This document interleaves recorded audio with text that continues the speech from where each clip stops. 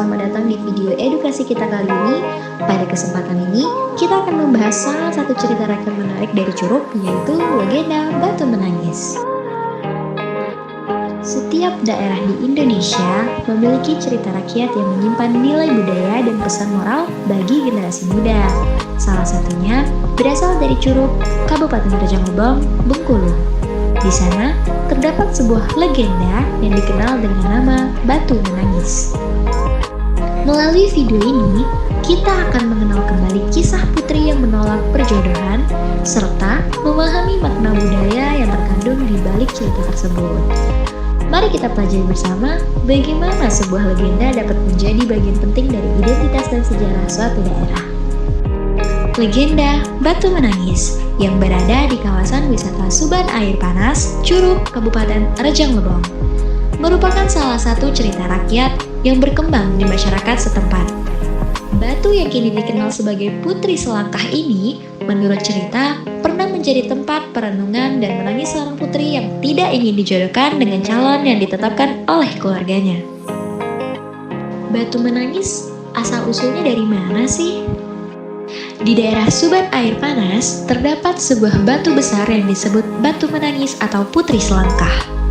Menurut cerita, batu ini dulu merupakan tempat di mana seorang putri cantik bernama Putri Selangkah duduk dan merenung. Ia sangat sedih karena dipaksa untuk menikah dengan seorang pemuda bernama Putra Gambir Melang dari suku Rejang. Namun, putri ini menolak perjodohan tersebut karena ia ingin menentukan pilihannya sendiri dalam hidup dan cinta. Lalu, asal-usul nama Batu dan tangis putri dari mana?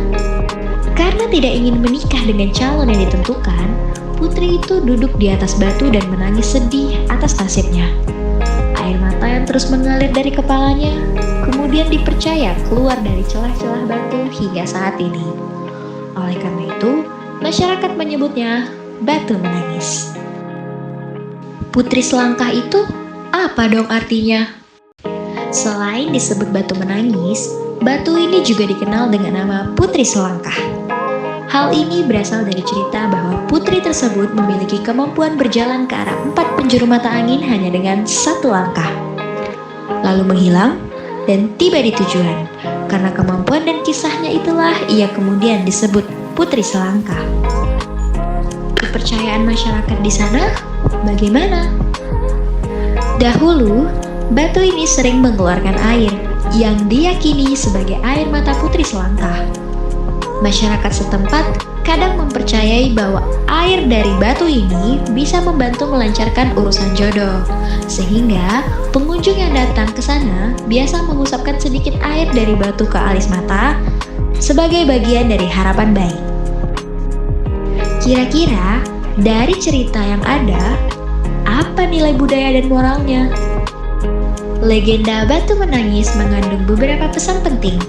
Yang pertama, pentingnya kebebasan memilih dalam hidup dan cinta. Lalu, penghormatan terhadap perasaan dan kehendak individu. Dan yang terakhir, kearifan lokal dalam menghubungkan alam dan pengalaman batin.